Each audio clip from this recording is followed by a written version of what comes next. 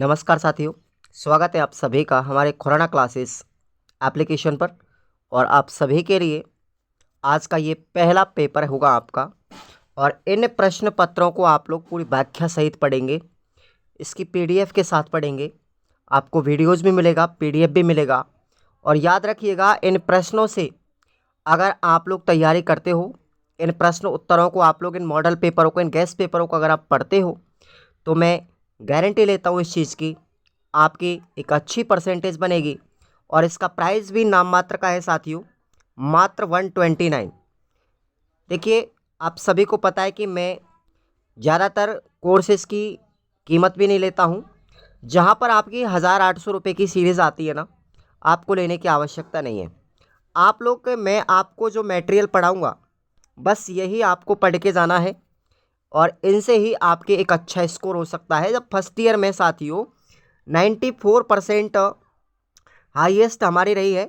और बात करें हम यहाँ पर 80% प्लस वाले हज़ारों स्टूडेंट, यानी कि पूरी अगर एक साल का एवरेज ऑलमोस्ट हम निकाल के बताएं आपको, तो लगभग 4 से 4,500 स्टूडेंट प्रति वर्ष हमारे यहाँ से इन कोर्सेज़ को परचेज़ करते हैं और अच्छे स्कोर करते हैं। तो राजस्थान का सबसे पुराना, सबसे ब्रांडेड एक प्लेटफॉर्म है जो बीएसटीसी के लिए पूरी तरीके से काम करता है 6 सालों से। तो चलिएगा, शुरुआत करते हैं। आज का हमारा पहला पेपर होगा बच्चे और बचपन, और इसका पहला मॉडल पेपर है ये। मैं आपको 3 मॉडल पेपर दूंगा बच्चे और बचपनों से रिलेटेड। हर पेपर के 3 मॉडल पेपर आपको मिलेंगे। तो पूर्णांक आपका 70 नंबर का होगा और इसकी समय सीमा आपकी 3 घंटे की होगी। दूसरी चीज़ आपको मैं बता दूं, आप लोग अपनी कॉपी में बढ़िया साफ़ सुथरी राइटिंग के साथ लिखें। अच्छे से एक एक कॉन्सेप्ट को, एक एक प्रश्न को याद करेंगे तो प्रश्न आपका ना गलत होगा, ना एग्जामिनर आपके नंबर काटेगा। ये विशेषकर ध्यान रखेंगे आप लोग। साफ़ सुथरी राइटिंग के साथ में आप लोगों को लिखना है। इसमें पहला प्रश्न देखिए, ये जो मॉडल पेपर आपको दिए जा रहे हैं ये हूबहू एग्ज़ाम के जैसे हैं। और यहाँ से प्रश्न आपको 80% प्लस क्रॉस करवाएंगे। ये मेरा दावा है इस चीज़ को लेकर के, क्योंकि 6 साल हो गए मुझे इस लाइन में काम करते हुए। तो 6 साल से आपको रिजल्ट हम दे रहे हैं और प्राइस भी ज़्यादा महंगा नहीं है। पहला क्वेश्चन है आपका कि देवास स्वप्न पुस्तक के राइटर कौन है। बहुत अच्छी पुस्तक है देवास स्वप्न पुस्तक। किसकी साथियों, याद रखना, गीजू भाई बधेका की है। किसकी है? गीजू भाई बधेका की है, जिन्होंने बाल मंदिर की स्थापना की थी। आरटी अधिनियम 2009 राजस्थान में कब लागू किया गया था? ये दूसरा क्वेश्चन है। तो ये राजस्थान में लागू किया गया था साथियों 1 अप्रैल, ध्यान रखेंगे आप लोग, 1 अप्रैल 2010 को। ठीक है, ऐसा लिखा हुआ है आपकी सीरीज के अंदर। 1 अप्रैल 2010 को राजस्थान में लागू किया गया था, ये तो आपकी सीरीज में लिखा हुआ है। तो मैंने सीरीज के अकॉर्डिंग आंसर बता दिया। लेकिन आपको रियलिटी में बताऊं इस क्वेश्चन की, तो आरटी अधिनियम 2009 है, ये आपका राजस्थान में जो लागू किया था वो 1 अप्रैल 2011 को किया था। ध्यान रखना, जो आरटी अधिनियम 2011 कहलाया, यह है इसका राइट आंसर। राजस्थान की बात करें और भारत की बात करते हैं केवल, तो पूरे भारत में आरटी अधिनियम को पहले लागू किया गया था 1 अप्रैल 2010 को किया गया था, जम्मू कश्मीर राज्य को छोड़ करके उस समय पर। क्योंकि जम्मू कश्मीर का संविधान अलग था, लेकिन 370 धारा हटने के बाद, ठीक है, अब जम्मू कश्मीर को भी भारत में शामिल कर लिया गया है संवैधानिक तौर पर। तो आपको एक चीज़ ध्यान रखनी है, अगर आप सीरीज़ के अनुसार आपको अगर आंसर पूछे तो भाई अप्रैल 2010 है उसमें आंसर, लेकिन एक्चुअलिटी है कि 2011 में इसको राजस्थान में लागू किया गया था, जो आरटी अधिनियम 2011 कहलाया। और भारत की बात करते हैं तो 1 अप्रैल 2010 को लागू किया गया था ये। ठीक है भाई, तो ये चीज़ ध्यान रखना। मैंने जिस तरीके से आपकी बुक में लिखा हुआ है उसी के अकॉर्डिंग आंसर दिया है। हालांकि रियलिटी मैंने आपको बता भी दी है। इसका राइट आंसर क्या होगा? सीखना एक सामाजिक सांस्कृतिक प्रक्रिया है, ये कथन किसका है? तो कथन किसका है साथियों? ये लेव वाइगोस्की का है, जिन्होंने सामाजिक सांस्कृतिक सिद्धांत दिया था और उसी के अंदर ZPD सिद्धांत को इन्वॉल्व किया था। ठीक है, ZPD इसका मतलब जॉन प्रॉक्सिमल डेवलपमेंट थ्योरी किसके द्वारा दी गई थी? लेव वाइगोस्की के द्वारा दी गई थी। और इन्होंने बताया कि बच्चे के ऊपर जो प्रभाव पड़ता है वो सामाजिक और सांस्कृतिक विविधताओं का पड़ता है। ठीक है, अगला क्वेश्चन नंबर 4 है, कि अवलोकन की प्रक्रिया में मूल रूप से कितने चरण होते हैं? कितने चरण होते हैं भाई? याद रखना 3 चरण होते हैं। कितने होंगे? 3 चरण आपको याद रखने। उनके नाम भी आपको आगे क्वेश्चन में मिलेंगे। अगला क्वेश्चन है आपका 5वां, जॉन हॉल्ट की 2 लोकप्रिय पुस्तकों के नाम। ये ऑब्जेक्टिव होने के बाद अब हम आते हैं अति लघुत्रात्मक प्रश्नों की तरफ। तो जॉन हॉल्ट की अगर आपसे पुस्तकें पूछें, प्रश्न बड़ा इंपॉर्टेंट है। तो बच्चे असफल कैसे होते हैं, ये पहली पुस्तक है, और बच्चे कैसे सीखते हैं, ये इनकी दूसरी पुस्तक है। ओके, अगला क्वेश्चन है आईपीईसी का पूरा नाम क्या है? तो आईपीईसी का पूरा नाम है international programme for elimination of child labour. अगर इसका हिंदी ट्रांसलेशन करें तो बाल श्रम के उन्मूलन हेतु अंतर्राष्ट्रीय कार्यक्रम। ओके, क्वेश्चन नंबर 7वां, मैं कह रहा हूं अगर आप लोग इन प्रश्नों को पढ़ करके, इनके उत्तरों को पढ़ करके यहीं से चले जाएंगे तो आपको ज़्यादा पैसा खर्च करने की आवश्यकता नहीं है, ना कोई सीरीज लेने की आवश्यकता है। बाल विकास की अवधारणा में सुसंबद्ध शब्द से क्या तात्पर्य है? सुसंबद्ध का क्या मतलब है? तो अगर हम बात करें कि बाल विकास की अवधारणा में सुसंबद्ध शब्द से तात्पर्य है कि विकास के क्रम में होने वाले परिवर्तनों से सुसंबद्धता देखी जाती है। क्लियर? नेक्स्ट है हीमोफीलिया किस प्रकार का रोग है? बताइए साथियों, हीमोफीलिया जो रोग है एक ऐसा रोग है जो वंशानुगत है, पीढ़ी दर पीढ़ी चलता रहता है। इस रोग में शरीर पर घाव होने पर थक्का बनने में सामान्य से अधिक समय लगता है। अगर किसी के ब्लीडिंग होने लगती है तो साथियों ब्लीडिंग रुकने में बड़ा टाइम लगता है। अतः मामूली सा घाव होने पर भी रुधिर बहता रहता है और यह रोग केवल पुरुषों में पाया जाता है। ध्यान रखना, ठीक है। हीमोफीलिया रोग किस में पाया जाएगा? केवल पुरुषों में पाया जाता है, स्त्रियों में नहीं पाया जाता। परंतु स्त्रियां इसकी रोग वाहक होती हैं। ध्यान रखना, एक पीढ़ी से दूसरी पीढ़ी में ले जाने के लिए इस रोग में मदद कौन करती है? महिलाएं करती हैं। ध्यान रखें इस चीज़ का। अगला क्वेश्चन है 9वां, व्यक्तित्व के शील गुण किसे कहते हैं? बताओ, व्यक्तित्व के शील गुण वे गुण होते हैं जो व्यवहार को निश्चित करते हैं। ये गुण व्यक्ति में एक प्रकार से स्थायी होते हैं। और मैं आपको बता दूं, व्यक्तित्व के शील गुणों की चर्चा किसने की थी साथियों? आलपोर्ट ने की थी। ये आप साइकोलॉजी का ही चैप्टर पढ़ रहे हो, पूरा साइकोलॉजी का ही विषय है ये। आलपोर्ट ने व्यक्तित्व के शील गुणों की चर्चा की थी। और वुडवर्थ की बात करें तो वुडवर्थ ने शील गुणों के 2 पक्ष बताए थे। पहला पक्ष था नकारात्मक पक्ष और दूसरा था सकारात्मक पक्ष। ध्यान रखेंगे, पहला सकारात्मक और दूसरा नकारात्मक, इन 2 पक्षों की चर्चा की थी वुडवर्थ साहब ने। आगे बढ़ते हैं, नेक्स्ट क्वेश्चन पर हम आते हैं। समरहिल स्कूल की स्थापना और उसके उद्देश्यों का वर्णन कीजिए। बड़ा इंपॉर्टेंट क्वेश्चन है साथियों। ये सारे के सारे मैंने जो लिए हैं ये वही प्रश्न है जो आपकी आगामी परीक्षा में देखने को आपको मिलेंगे। ओके, चलिए क्वेश्चन का आंसर देखते हैं। एएस नील के द्वारा एक स्कूल की स्थापना 1921 में इंग्लैंड के लाइस्टोन नामक गांव में की थी। समरहिल स्कूल एक आधुनिक स्कूल था। इस स्कूल में 5 वर्ष से लेकर के 16 वर्ष तक के बच्चों को शिक्षा दी जाती थी। यह एक स्वतंत्र अथवा मनमर्जी का स्कूल था। प्रश्न आपसे यह भी पूछा जा सकता है कि समरहिल स्कूल को मनमर्जी का स्कूल क्यों कहा जाता है? ध्यान रखेंगे, तो यही इसका आंसर होगा।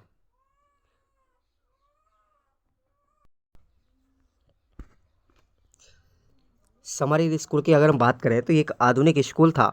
इस स्कूल में 5 से लेकर के 16 वर्ष तक के बच्चों को शिक्षा दी जाती थी। यह एक स्वतंत्र अथवा मनमर्जी का स्कूल था। बच्चों पर किसी भी प्रकार का कोई दबाव नहीं था। सभी बच्चे तनाव मुक्त वातावरण में रहते थे। बच्चे स्वयं इच्छा के अनुसार अपने नियम बना करके खुद उनका पालन करते थे। यहाँ बच्चों को 3 वर्गों में डिवाइड किया गया था। पहला था कि समर स्कूल में 3 बच्चों में बांटा था। तो समर स्कूल में एक बात पर जोर बहुत ज़्यादा दिया जाता था कि सीखना उतना महत्वपूर्ण नहीं है जितना उस बच्चे के व्यक्तित्व और चरित्र का निर्माण करना है। समर हिल में सबके लिए अधिकार समान थे। तो ये था आपका समर हिल स्कूल की स्थापना और उसके उद्देश्य के बारे में। नेक्स्ट अपना क्वेश्चन है जो आपको याद रखना है साथियों, गीजूभाई वधेका के बाल मंदिर में शिक्षक में क्या विशेषताएं होनी चाहिए। गीजूभाई वधेका का जो बाल मंदिर था उसमें जो शिक्षक लगाए जा रहे थे उन शिक्षकों की क्या क्या विशेषताएं, जो ये आपको याद करना होगा। क्वेश्चन आता है 11वां, आरटी अधिनियम 2009 में बच्चों की कौन कौन सी अधिकार प्रदान किए गए हैं। तो कौन कौन सी अधिकार है। पहला है 6 से लेकर के 14 वर्ष तक के बच्चों को निःशुल्क शिक्षा दी जानी चाहिए। कोई भी बालक किसी भी प्रकार की फीस या कोई भी आर्थिक व्यय नहीं होना चाहिए। निःशक्त जन बच्चों को निःशुल्क व अनिवार्य शिक्षा प्राप्त करने का अधिकार दिया गया था। और 14 वर्ष के बाद बच्चों की अगर प्रारंभिक शिक्षा पूरी होती है तब तक उसको निःशुल्क शिक्षा प्राप्त करने का अधिकार होगा। किसी भी विद्यालय में प्रारंभिक शिक्षा पूरी होने की अगर व्यवस्था नहीं है तो वह बालक दूसरे विद्यालय में भी अपनी टीसी ले जा सकता है, अपना ट्रांसफ़र करवा सकता है। ये क्वेश्चन था। नेक्स्ट आपको याद रखना, देखिए अथवा में जो क्वेश्चन आपको दे रखे हैं ना, ये भी इम्पोर्टेंट हैं। इनके आप लोग उत्तर खुद आप लोग पढ़ सकते हो कहीं से भी, ठीक है। मैंने आपको सीरीज़ की पीडीएफ भी दी है साथियों, उसमें से भी आप लोग पढ़ सकते हो। देखिए मेन चीज़ है प्रश्न को देना, प्रश्न कौन सा इंपॉर्टेंट है वही चीज़ तो मैं आपको बता रहा हूँ। और ये बिल्कुल हूबहू एग्जाम की तरह आपको अथवा में मिलेंगे क्वेश्चन। तो आरटी 2009 में शिक्षकों में विद्यालयों के दायित्वों का उल्लेख कीजिए, ये आपको पढ़ना है। बालक के विकास को आनुवंशिकता व परिवेश कैसे प्रभावित करता है, समझाइए। तो देखिए उत्तर, सबसे पहले आनुवंशिकता का प्रभाव क्या पड़ा। प्रत्येक बच्चा कुछ जन्मजात गुणों को लेकर के पैदा होता है। बच्चों में जन्म से ही कुछ क्षमताएं होती हैं जो उन्हें भाषा सीखने में मदद करती है। अतः आनुवंशिकता व्यक्ति में माता पिता से प्राप्त विशेषताओं की उसके व्यक्तित्व एवं व्यवहार में भूमिका तथा योगदान देता है। बात करें परिवेश की यानी वातावरण की, तो वातावरण में भी बच्चे के विकास को प्रभावित करता है। बालक में परिवेश ही समस्त नए प्रकार के सीखे गए व्यवहार, क्रियाओं तथा कौशलों के लिए उत्तरदायी होता है। भाषा, आदतें, रुचियाँ, परंपराएं, कौशल एवं योग्यताओं का विकास परिवेश से ही होता है। अथवा में आपको क्वेश्चन याद रखना है, बाल विकास से आप क्या समझते हैं और बाल विकास के विभिन्न आयामों का उल्लेख कीजिए। अगले क्वेश्चन पर आते हैं। क्वेश्चन नंबर 13वां है, गामक विकास से क्या आशय है, इसके प्रकार बताते हुए इसकी विशेषताएं लिखिए। देखिए साथियों, शरीर की विभिन्न मांसपेशियों को नियंत्रित करने की क्षमता जिस विकास से आती है उसे हम गामक विकास कहते हैं। गामक विकास दो प्रकार का होता है, स्थूल गामक विकास और सूक्ष्म गामक विकास। अगर हम बात करें गामक विकास की विशेषताओं की, तो स्नायु तंत्र की परिपक्वता पर मांसपेशियों के नियंत्रण की निर्भरता बढ़ती है। गामक कुशलता के लिए परिपक्वता आने लगती है। गामक विकास सामान्य से विशिष्ट की ओर होता है। गामक विकास की अवस्थाएं पहले से ही निर्धारित होती हैं और गामक विकास में व्यक्तिगत विभिन्नता पाई जाती हैं। तो ये आपका गामक विकास के बारे में। अथवा में आपको क्वेश्चन याद रखना है, पोषण एवं खेल बच्चों के शारीरिक विकास को कैसे प्रभावित करता है, समझाइए। क्वेश्चन नंबर 14 देखेंगे, व्यक्तित्व से क्या आशय है, स्पष्ट करो। व्यक्तित्व जो शब्द है साथियों, अंग्रेजी के पर्सनैलिटी शब्द का अर्थ है, पर्सनैलिटी से लिया गया है। पर्सनैलिटी एक इंग्लिश वर्ड है और पर्सनैलिटी शब्द जो है लैटिन भाषा के पर्सोना से लिया गया है और पर्सोना का अर्थ होता है साथियों मुखौटा या बाहरी चेहरा। व्यक्तित्व व्यक्ति के गुण, रूप, प्रवृत्तियाँ और सामर्थ्य आदि का एक संगठन है। वह व्यक्ति और पर्यावरण की परस्पर अंतक्रिया का परिणाम है। व्यक्तित्व उसके विशेष लक्षणों का योग मात्र न होकर का उसके विशिष्ट संगठन भी है। अब बात करें हम आत्म प्रत्यय, एक शब्द है साथियों, ये पूछा जा सकता है आपसे। आत्म प्रत्यय इसी में है, व्यक्ति की स्वयं के प्रति जो धारणा या उसका मन होता है, उसका मत होता है, उसे हम क्या कहेंगे, आत्म प्रत्यय कहेंगे। याद रख लेना इसको।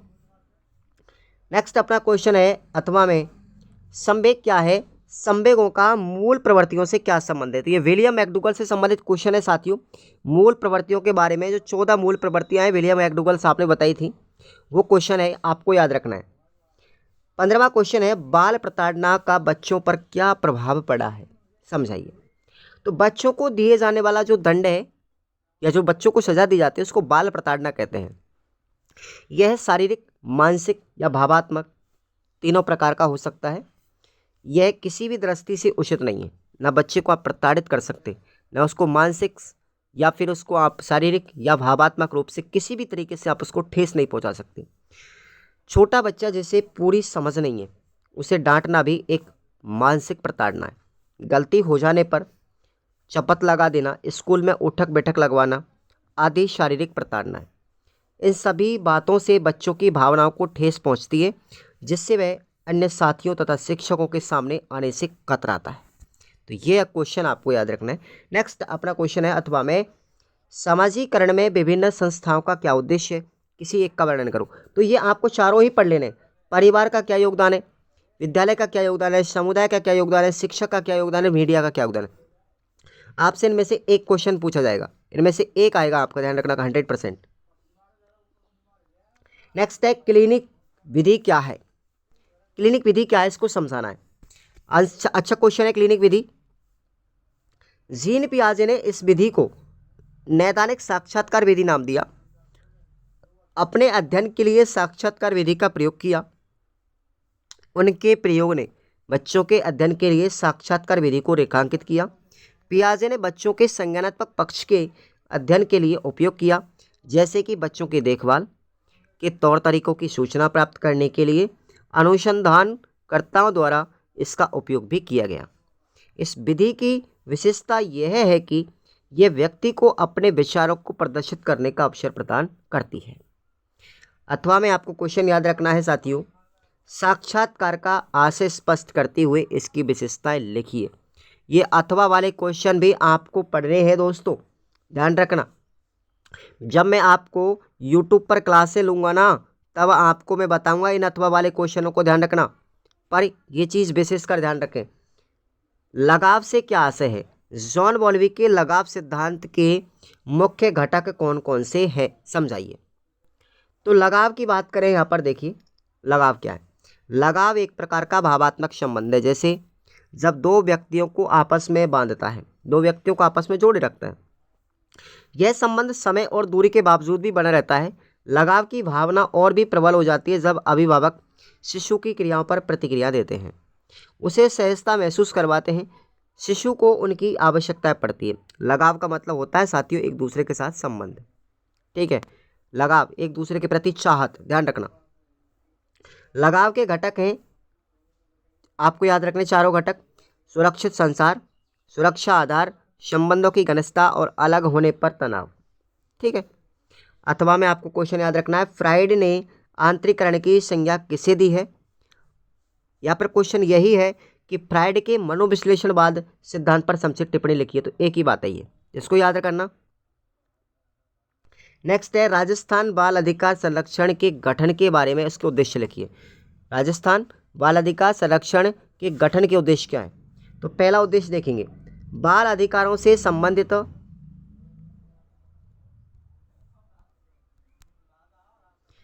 पहला इसका उद्देश्य है कि बाल अधिकारों से संबंधित विधियों में बाल अधिकारों एवं उनकी सुरक्षा हेतु दिए गए प्रावधानों का परीक्षण एवं रिव्यू कर उनके प्रभावशाली क्रियान्वयन हेतु अनुशंसाएं प्रस्तुत करना। सेकंड है, केंद्र सरकार एवं राज्य सरकार को वार्षिक या अन्य कोई अवधि में उक्त विधियों की कार्यशैली पर प्रतिवेदन प्रस्तुत करना। बाल अधिकारों के उल्लंघन से संबंधित मामलों की जांच करना एवं उन पर कार्यवाही करने हेतु अनुशंसा करना। उन सभी कारकों की जांच करना जो बच्चों के अधिकारों को प्राप्त करने में रुकावट पैदा करते हैं एवं उनके उपचारों के लिए अनुशंसा करना। विशेष देखभाल एवं संरक्षण की आवश्यकता रखने वाले बच्चों के मामलों का अध्ययन करना एवं उनके उपचारों की अनुशंसा करना। नेक्स्ट है छठवां पॉइंट इसका कि बाल अधिकारों से संबंधित अंतर्राष्ट्रीय संधियों एवं अन्य दस्तावेजों में निर्धारित नीतियों का अध्ययन करना एवं उनके प्रभावशाली क्रियान्वयन हेतु अनुशंसाएं प्रस्तुत करना।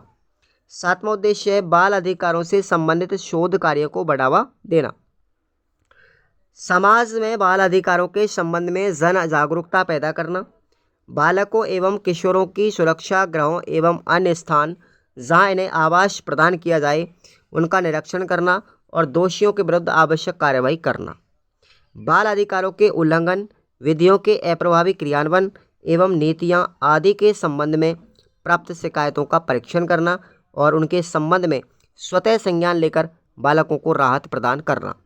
अब आपको अथवा में क्वेश्चन याद रखना है साथियों, इसके निबंधात्मक में आज के संदर्भ में बचपन को आकार देने वाले प्रमुख पहलुओं का विश्लेषण कीजिए। क्वेश्चन नंबर 19 है, वृद्धि एवं विकास में अंतर को स्पष्ट कीजिए। इंपॉर्टेंट क्वेश्चन है ये, ठीक है। देखेंगे वृद्धि की बात करें, सबसे पहले वृद्धि क्या है। वृद्धि का मतलब है, वृद्धि से तात्पर्य है कि शारीरिक ढांचे में परिवर्तन होना। केवल अपनी बॉडी परिवर्तित हो रही है, ठीक है, ढांचा ही परिवर्तित होता है, वृद्धि है ये। प्रौढ़ अवस्था में परिपक्वता ग्रहण करने पर वृद्धि रुक जाती है। एक समय ऐसा आता है कि वृद्धि हमारी रुक जाती है, अपनी लंबाई रुक जाती है। वृद्धि शरीर में परिमाणात्मक परिवर्तनों की परिचायक है। ये अपना बाल विकास का चैप्टर है साथियों पूरा। वृद्धि से बालक के हाथ पैर लंबे हो जाते हैं, उसका वजन बढ़ जाता है और आकार व अनुपात में भी परिवर्तन हो जाते हैं। वृद्धि का मापन भी किया जा सकता है।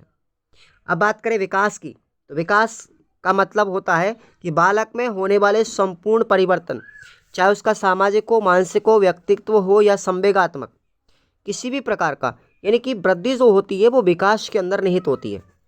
विकास की प्रक्रिया प्रगतिशील होती है तथा आजीवन चलती रहती है, लेकिन वृद्धि एक समय पर तो रुक जाती है आकर के। विकास बालक में गुणात्मक व परिवर्तनों का परिचायक है।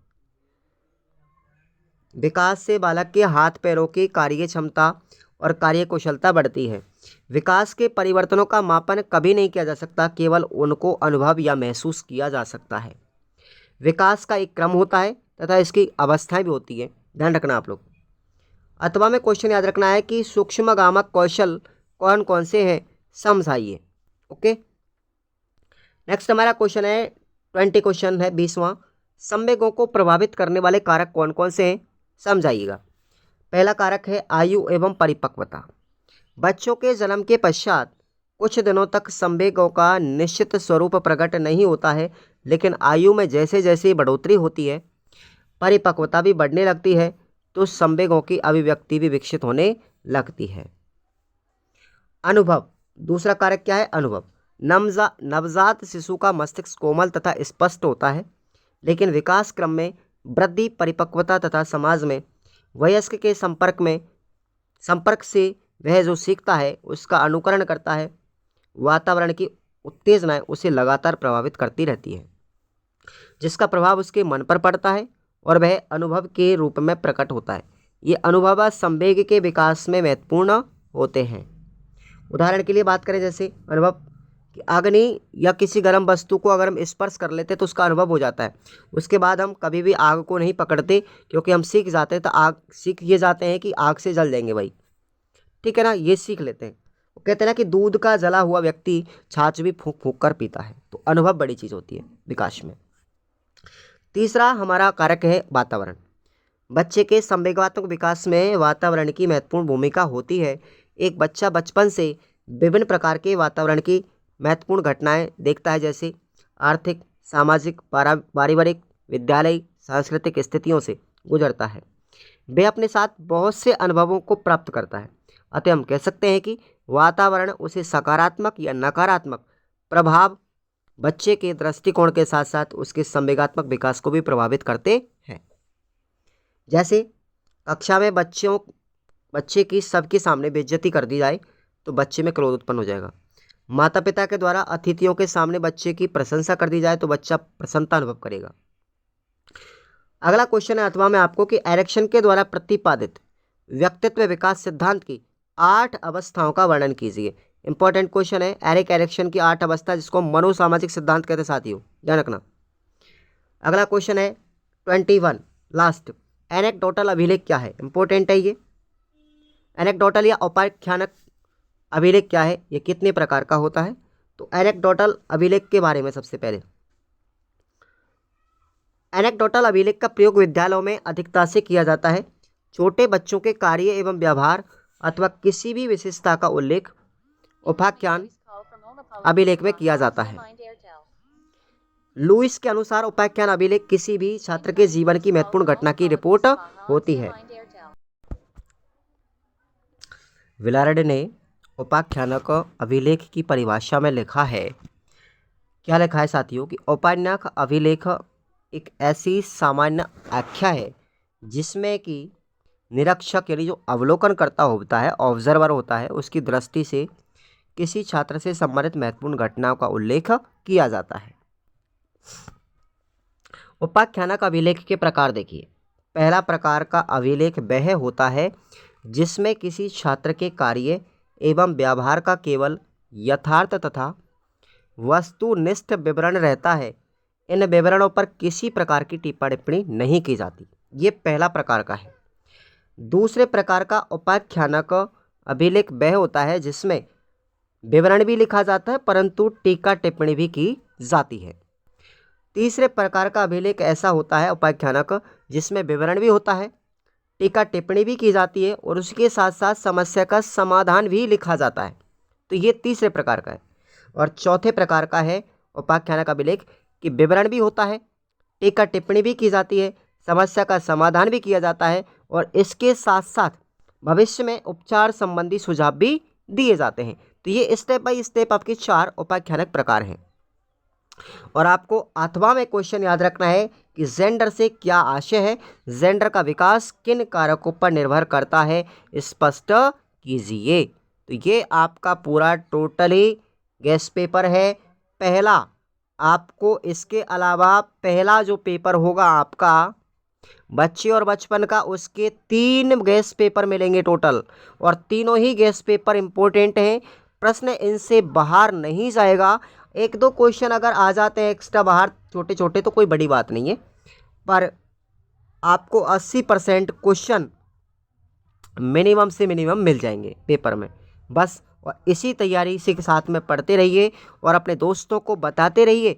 सबको जोड़ दो, मत तो सीरीज़ लाओ, सीरीज भी लाने की आवश्यकता नहीं है, ना ही किताब पढ़ने की आवश्यकता है, ना ही किसी यूट्यूब चैनल से पढ़ने की आवश्यकता है। बस आप लोग इनको पढ़ लीजिए ऐप पर और आपका उद्धार हो जाएगा। मैं कह रहा हूँ, इस चीज़ को गारंटी है मेरी। जिस तरीके से हर साल मैं आपको पढ़ाता हूँ, इस वर्ष भी पढ़ा रहे हैं और आगामी समय में भी पढ़ाते रहेंगे। Thank you so much.